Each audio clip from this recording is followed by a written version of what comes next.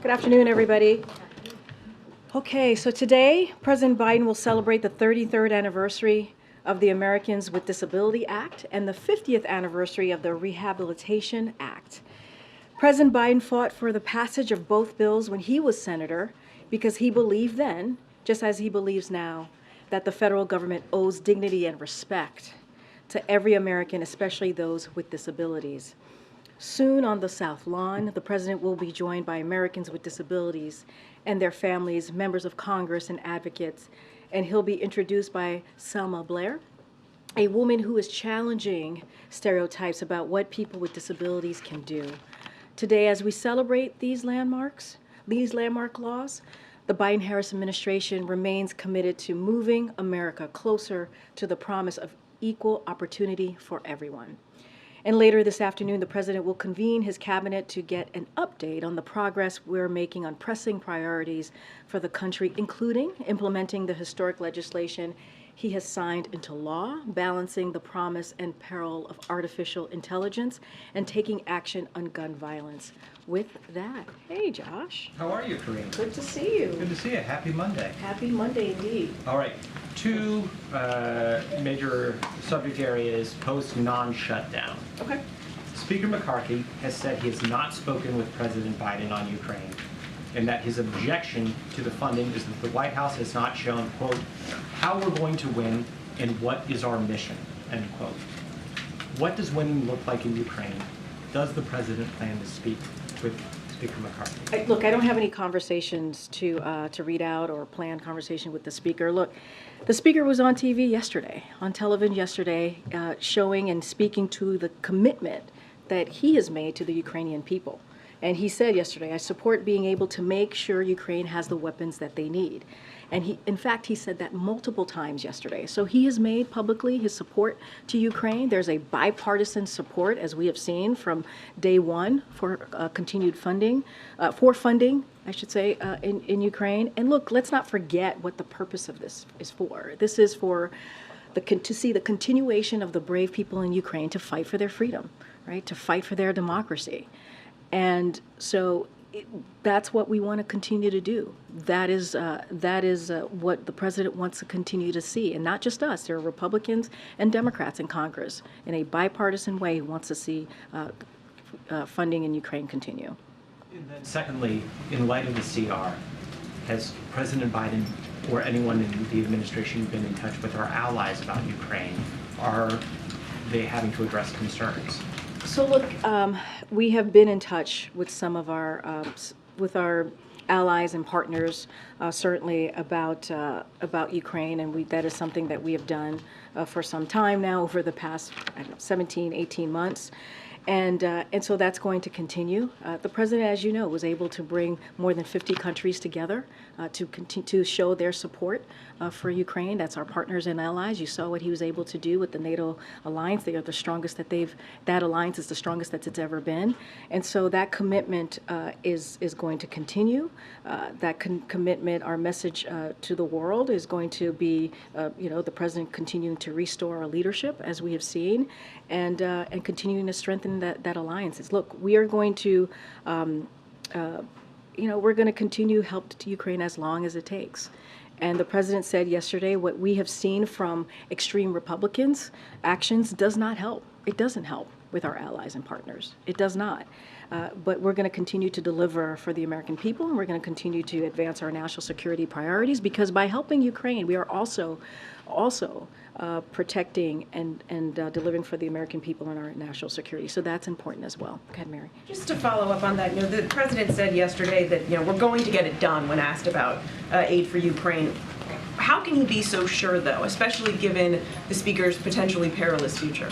Because the speaker has said himself yesterday that he wants to continue to support Ukraine, to make sure that they have the weapons that they need. He has said it multiple times, even yesterday.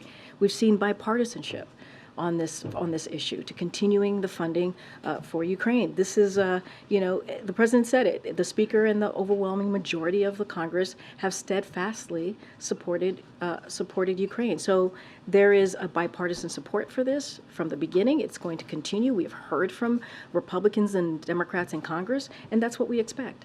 And on the Speaker's future, does the President think that Democrats should bail out Kevin McCarthy if it comes to that? Should Democrats help him stay in that role? So the president was asked this question yesterday by one of your colleagues, and he said he doesn't have a vote, right? That's something for House Republicans to figure out. What the president's going to continue to do is deliver for the American people. While they are clearly showing chaos and not able to do that, deliver for the American people, he's going to focus on growing the economy. He's going to focus on growing the middle class.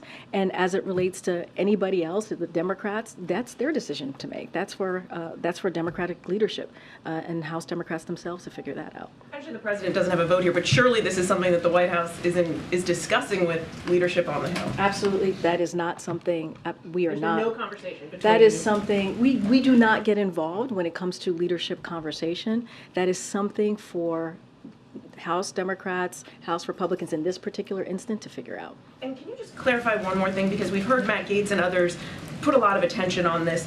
What exactly did the President mean yesterday when he was asked if he could trust the Speaker on the next deal, and he said, we just made one about Ukraine? We just heard Matt Gaetz again on the floor insisting there's been some secret deal made between the President and the Speaker. Well, I'll leave here. Matt Gaetz to speak for himself and what he meant on whatever he just said right now. I hadn't had a chance to listen to the Congressman because I was getting ready to come out here.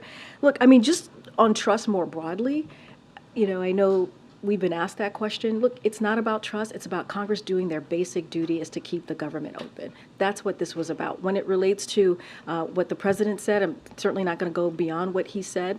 But what we know is that there's bipartisan support for this deal. Again, Speaker McCarthy was on the air multiple times yesterday saying that he certainly wants to continue support for Ukraine to get the weapons that they need.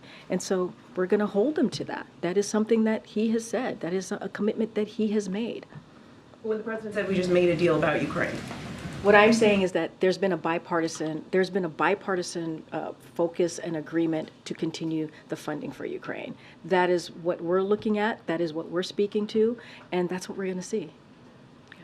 Thanks, Karine. Just to follow up on that, how critical is it for the White House that Speaker McCarthy remain in power for the time being? It is not up to us to decide. It really isn't. That is up to House Democrats and House Republicans, more specifically House Republicans, to decide on that action or on that way forward.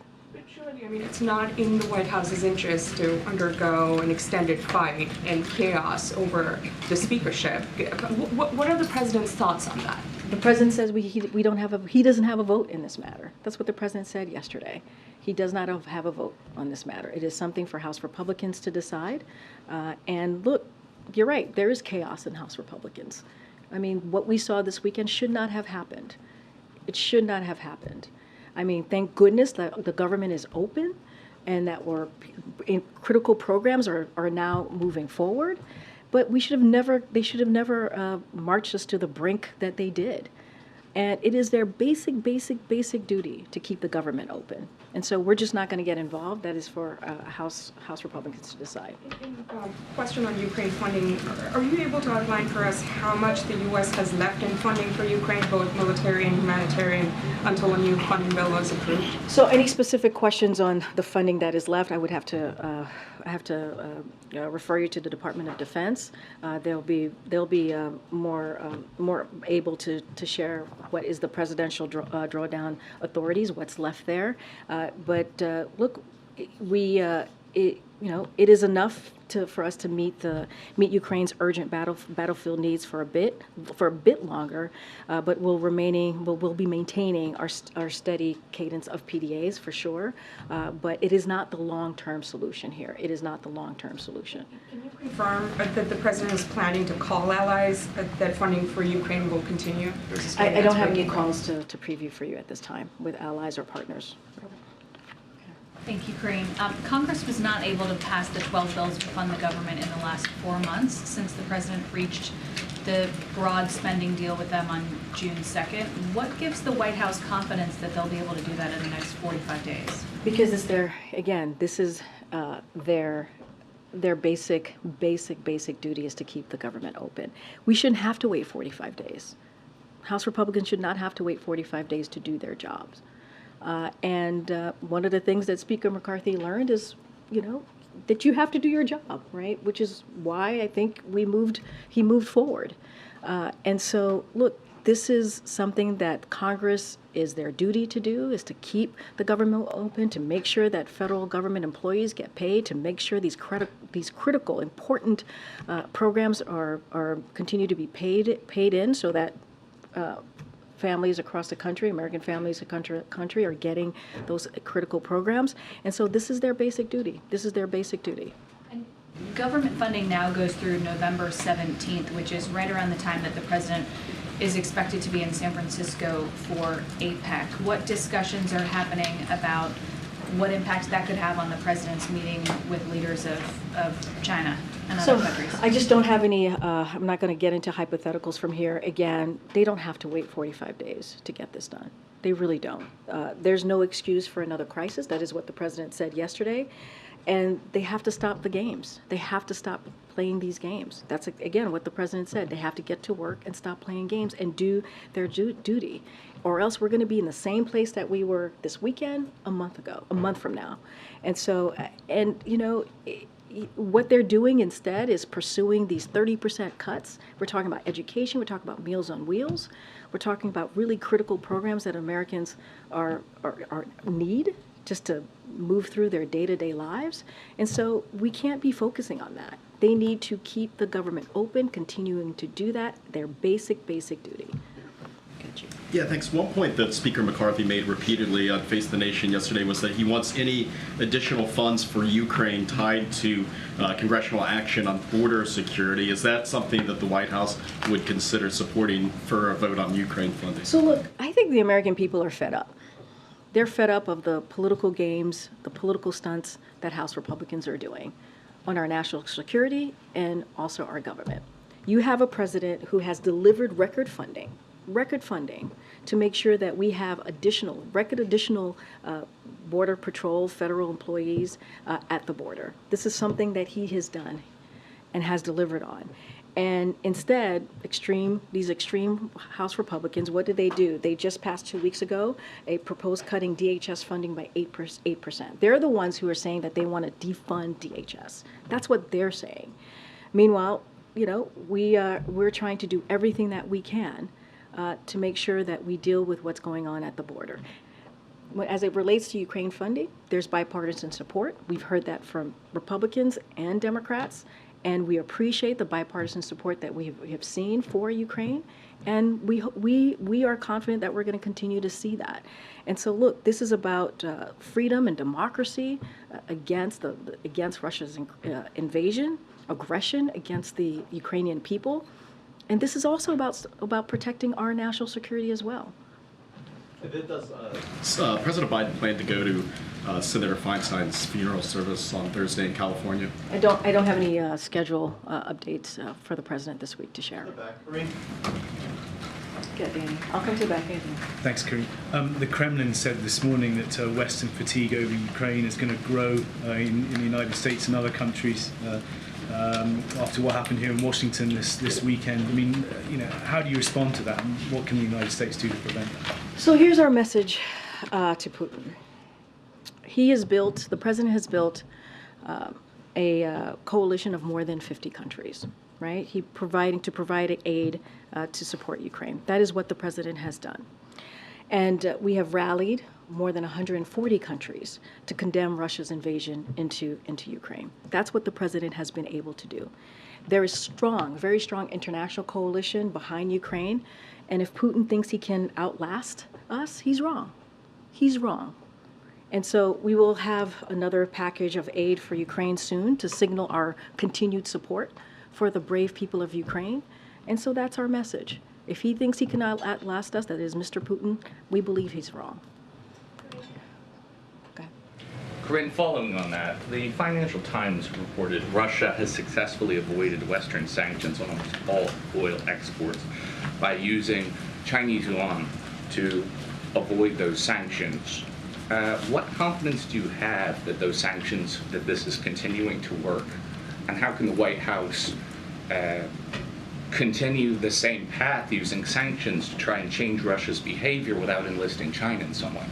So look, we've worked with our allies and partners to immobilize half of Russia's reserves, about $300 billion. It's cutting Russia off from a key source of its economic resilience. Last year, rather than its forecasted budget surplus, Russia suffered a budget deficit despite record oil and gas revenues. And that's what we saw last year. Now, this year, their fiscal situation has deteriorated even further. In just 6 months, the price cap on Russian oil has contributed to a significant decline in government oil revenue at a key junction in the war, down nearly 50% from a year prior. And as of June, the budget deficit for the first half of the year has reached 90% of the projected full year deficit. So we will continue to impose further pressure on Russia going forward, and that's going to be our focus. Following, it came out in the Wall Street Journal that Wang Yi is going to be visiting Washington, D.C. in the near term. Do you have anything for us on a potential Xi visit?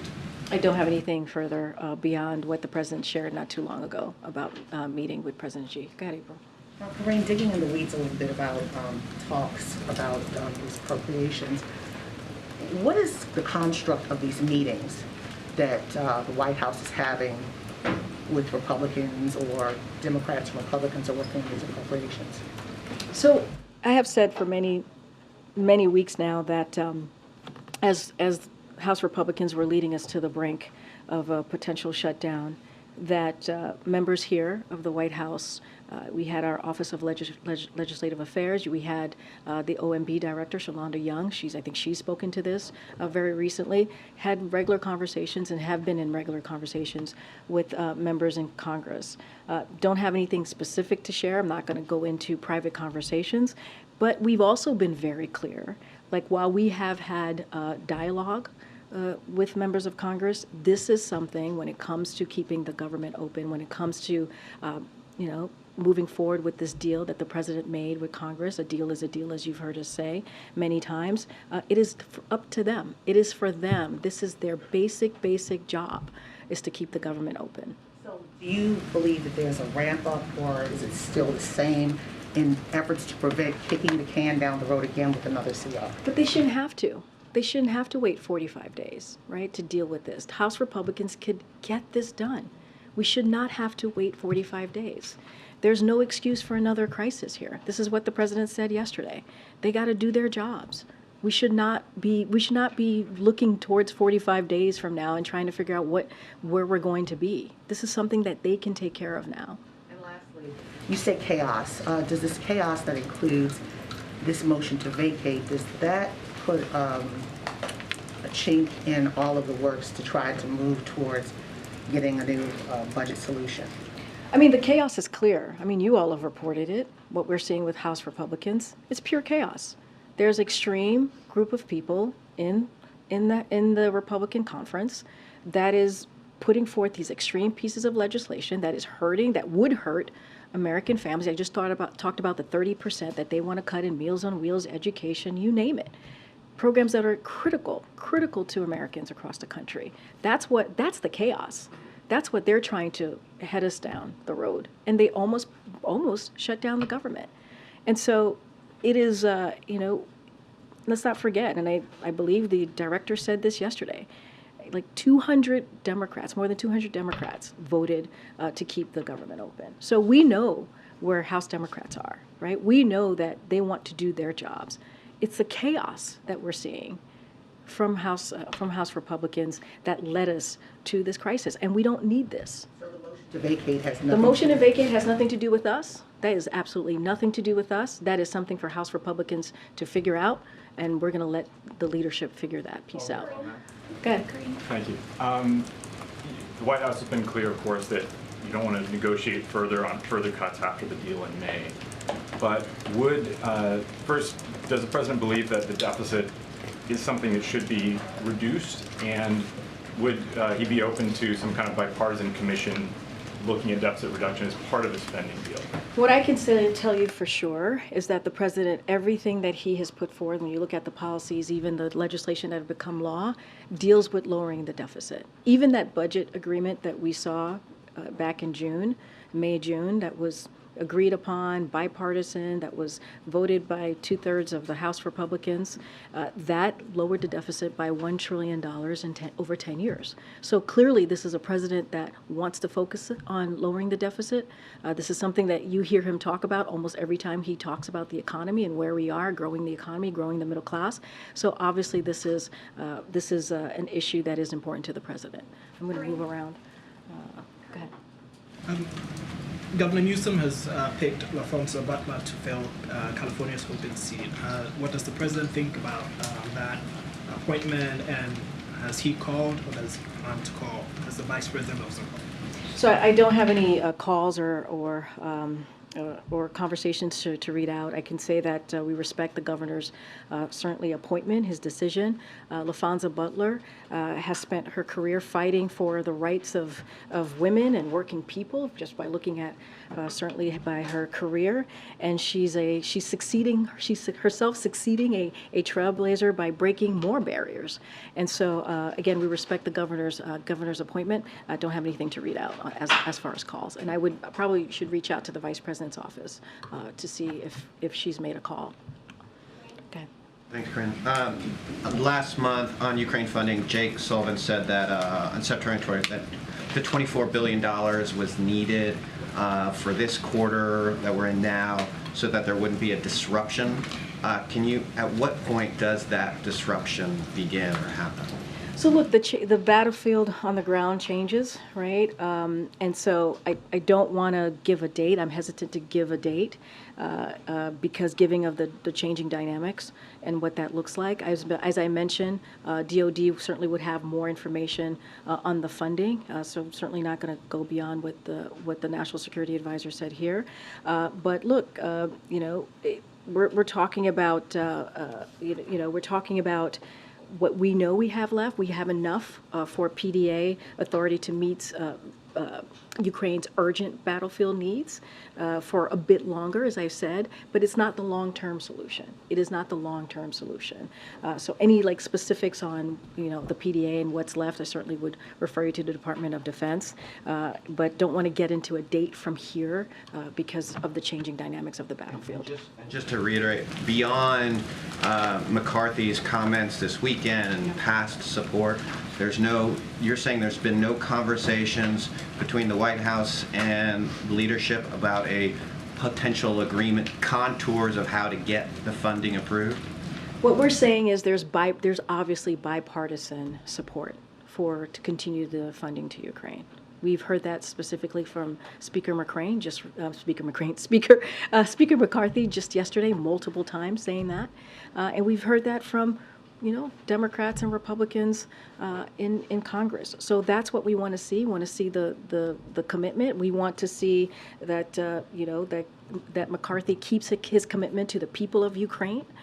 That he has said he wants to continue that funding to make sure that Ukraine get the weapons that they need, and that's what we want to see. Okay.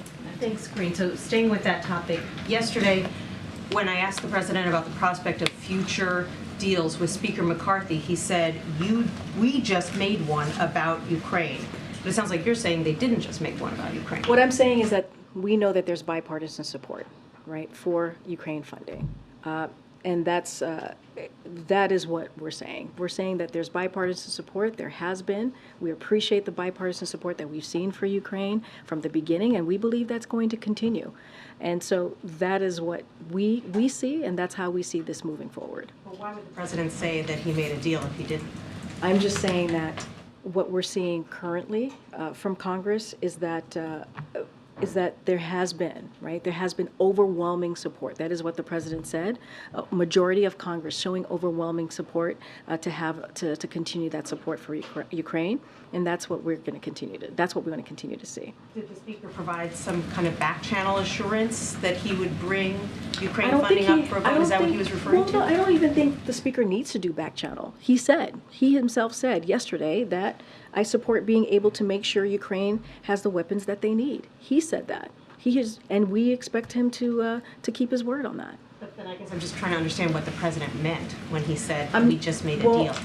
What I'm saying to you is that we have seen bipartisan support from Congress to continue the funding in Ukraine. That's what we expect, and that's what we want to continue to see. We've heard from Speaker McCarthy himself just yesterday saying that he wants to continue that support, and that's what we want to see moving forward. Is it possible the president made a deal that you don't I'm know just about? saying that I'm not going to go beyond what the president said.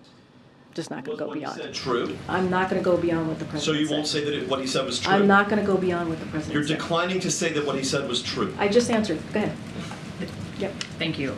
Governor Newsom vetoed legislation in California this weekend that would have allowed workers to collect unemployment pay while on strike. Does President Biden support unemployment pay for striking workers?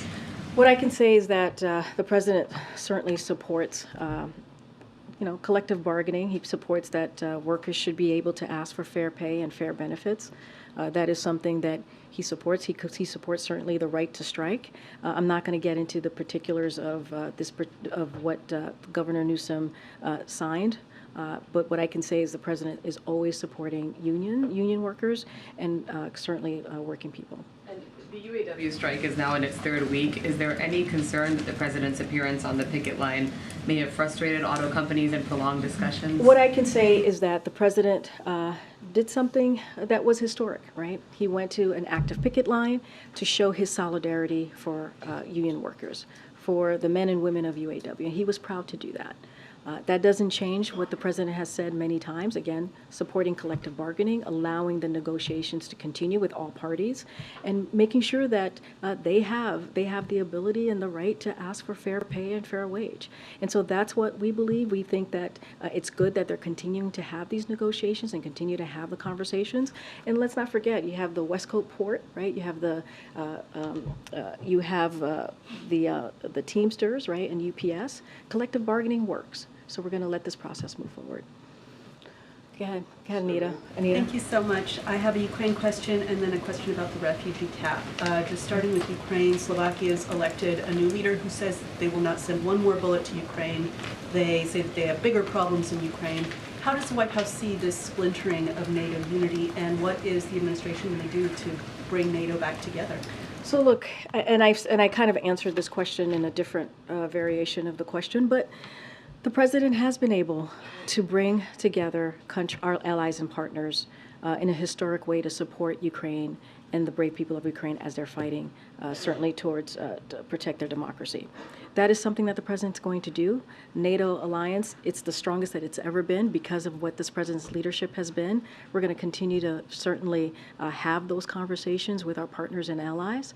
But look, and I said this earlier, it does not help. It does not help what we see House Republicans doing. It doesn't. And that's just the reality of it. But we're going to continue to bring our partners and allies together as we support the people of Ukraine as they're fighting Russia's unjust aggression. Okay, on the refugee cap, which was announced on Friday, the administration says set the cap yet again at 125,000 people. But the State Department says that only 51,231 refugees were admitted up to this point. So, number one, is this number including Afghans who are given humanitarian paroles? How does the administration plan to reach this target of 125,000, and what else is needed to get you to that aspiration? So one of the things, as you know, that we've tried to do is we've tried to improve certainly the system. I don't have specific numbers on Afghans, but one of the things that we do, we implemented a number of efficiencies within state and DHS to reduce processing times. State has also approved 51 new local offices. So we have taken steps, and that's just a couple of things, to make sure that we're improving the system. And so we're going to certainly continue to do that. And so, look, we said when we first set this target that it was going to be ambitious. We knew that. We knew that 125,000 is an ambitious number, and within the progress we've made, we feel that we are better positioned to meet those goals this upcoming fiscal year, and so that's what we're going to try to do. We'll continue to go around. Go ahead, Brian. Karine, I wanted to ask about the president's legislative priorities. I mean, given that what House Republicans are doing right now, continuing to threaten to shut down the government in 45 days and hold up Ukraine funding, Is that it for what the president can do legislatively for the foreseeable future, or are there other legislative priorities where he thinks there might be a coalition with House Republicans? I mean, look, the president, you saw what his priorities were in the budget negotiations, right? We also wanted to make sure we were protecting Medicare, protecting Social Security, right? Those were things that were incredibly important to the American people. Yes, Ukraine funding is also really important as well, which is why we are confident that we'll continue to see this bipartisan support for the Ukraine funding. And so, look, you're going to see the president meet with his cabinet in a couple of hours. We're going to talk about the importance of implementing the historic pieces of legislation that he's been able to pass. And when you think about the Inflation Reduction Act, when you think about how that's going to lower healthcare costs and what that's doing, right? The capping 35% for seniors when it comes to insulin. That's really important. When you think about beating Big Pharma and the first 10 tranches, the first 10 tranche of pharmaceutical drugs. That's where the cost is going to go down. All these things are incredibly important. We have to continue to implement these important pieces of legislation that's currently now law, and that's going to be the president's focus. And also protecting Americans, right? Protecting Americans, making sure we're keeping Social Security, Medicare, Medicaid.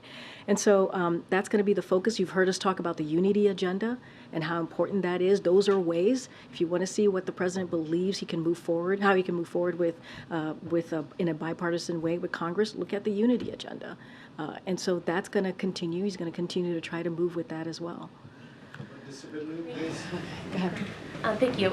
2 questions on the border, if I can. New York Governor Kathy Hochul says the border is too open right now. Does the president think that the border is too open?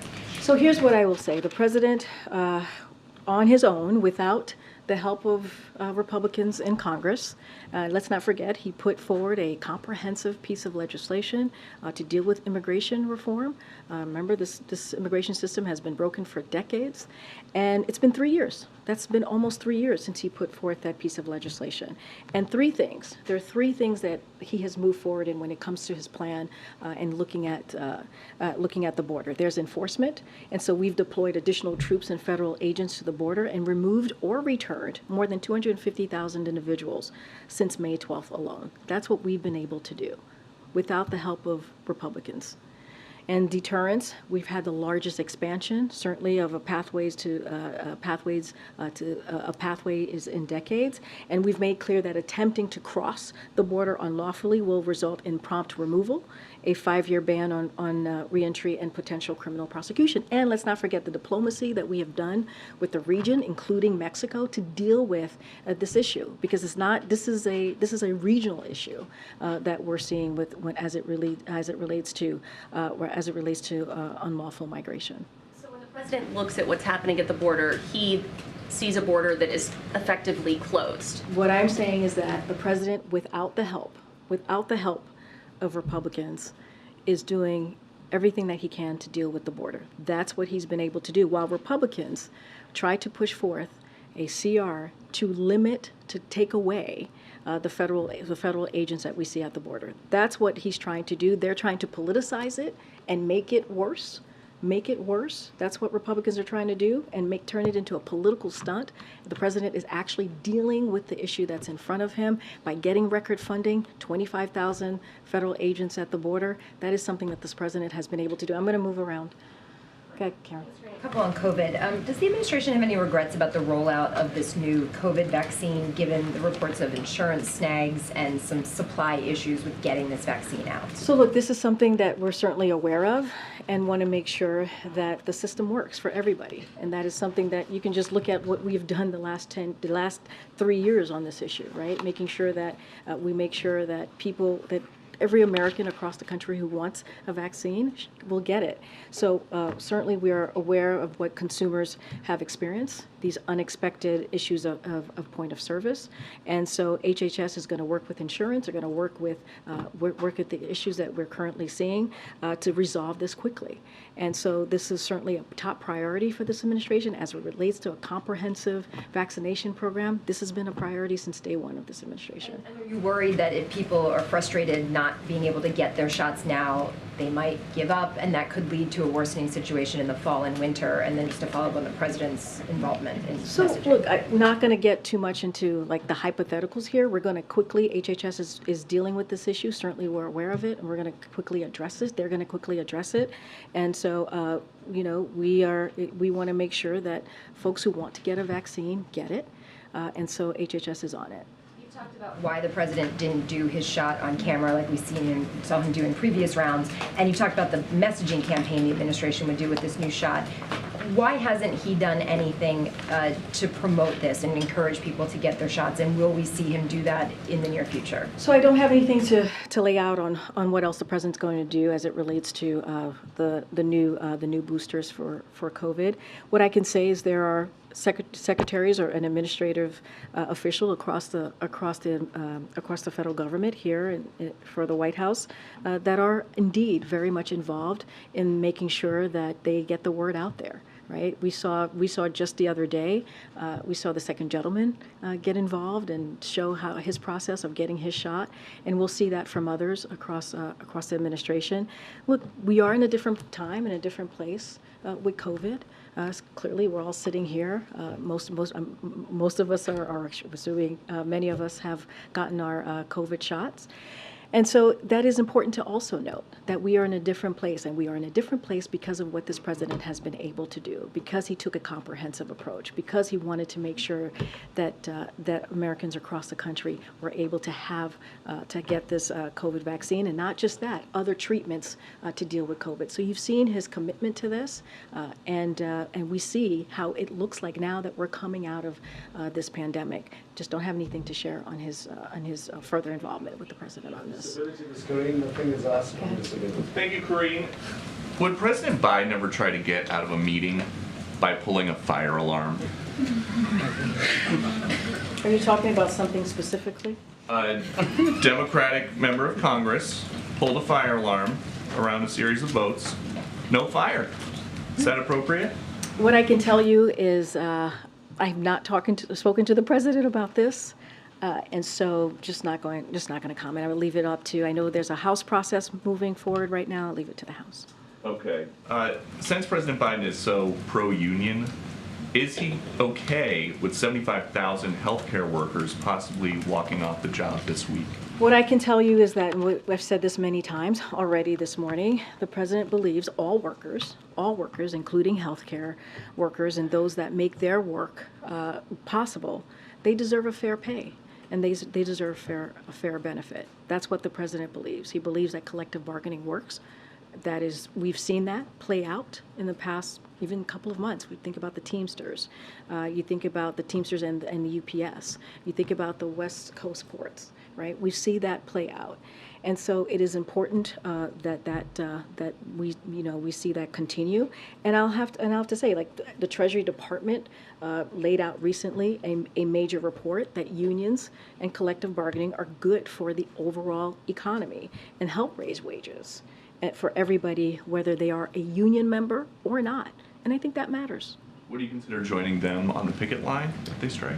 Look, I don't have anything else to share on the president's schedule. What I can say is that this, when we see this type of collective bargaining, when we see this type of, the report that I just laid out, when unions and unions do collective bargaining, it actually helps our economy overall, and it raises wages, and I think that's important for all, not just union members, also non-union members. And a couple days ago, looters were terrorizing businesses in Philadelphia.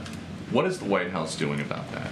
So obviously, any coordinated theft and vandalism that occurred in Philadelphia is destructive and simply unacceptable. That's what we say. We've always said that. Any type of vandalism, any type of violence, we certainly denounce that from here.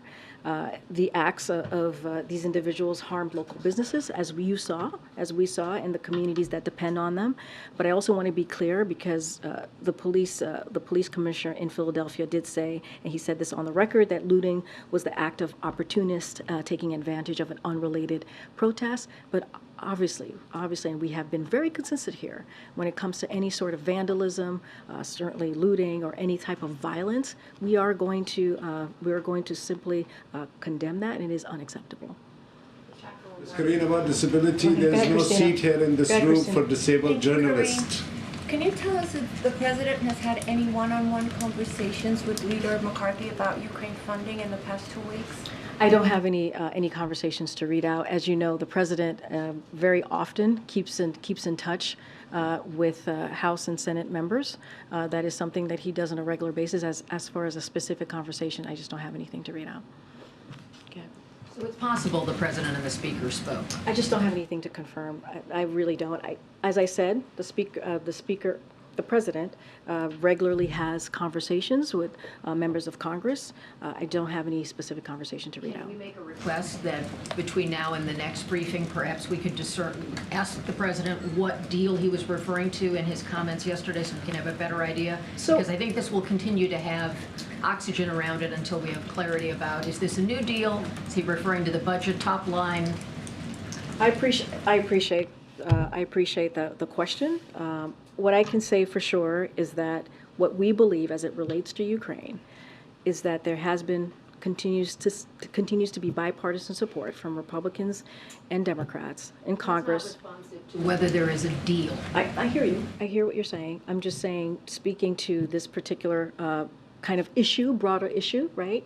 We believe that continues to be bipartisan support. We think that's incredibly important. Speaker McCarthy has spoken to this, and that's what we want to see. We want to see continued support for the people of Ukraine as they bravely fight against Russia's aggression. On another matter, the president's son will be going to a court appearance tomorrow. We know previously that was believed to have been something that would resolve the case. A lot has transpired in between.